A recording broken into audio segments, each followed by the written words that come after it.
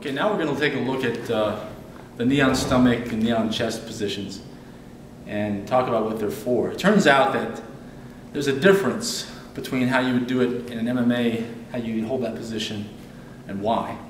In an MMA context, and then how or why you would use it in just a grappling match. So I've got Gabi here on the ground.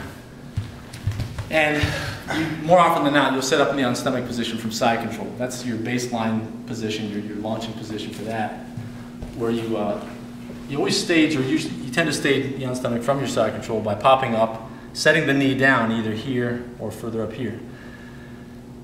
What you'll find is, let's say I started from this side control A position with the arms.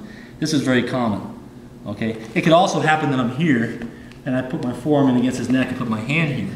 So that if I put my hand here on his left hip, left shoulder, he can't turn on his right side once my weight is on there. So that's what he would do anyway. But when I'm popping up, he can't do it because I'm pushing that left side down. And then if I have my knee on his stomach like this, if my head is over his head, I can punch him. If my knee is on his chest, it's harder to punch him. And it's not really gonna push in where he's trying to expand and breathe. So this takes away his breathing, or makes it difficult to breathe. Holding onto the near arm and the head is a good way to hold him here to put that pressure. But really, you have to think about your vertical level. Now, you can use knee on stomach just to pop up and get room to hit, but you can also use it as a transition to the mount. So differentiate that really high position from a lower position where I'm like this. What I'm doing is, I didn't pop up this time. I just started walking this arm up, I put my knee on his stomach, and then I just raise this knee off the mat. This arm is cross-facing as this one's walking up. This means if he turns on his side and pushes on my knee, go ahead and turn on your side. Yeah, see, I can keep driving and grinding and eventually set over the mat. So you can use that as an in-between sort of transitional position from side control to the mount. But you notice I never rose up really high where I could hit him.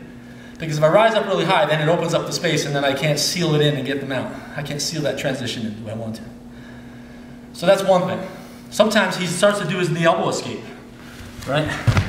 And as he does this, I bail out to the side and I keep cross-facing and driving in again, all right, to put him back on his back. And then I come back and out again. And then he starts to do it the other side. And I do the same thing. I bail out to the side and I'm driving in. This arm is underhooking his arm as he's turning. And this arm is cross-facing. All right, so I can keep him down here and then drive this across again. Or, as I bail out, I can then hold him here and then pop up and hit just to get him to turn away. He turns away, and then I set over to posted mount, from which I can wrap his arm, hit him, turn him, get his back, and then the rest is history. Or in this case, he is history. So, you look at how those positions connect, side control to knee on stomach.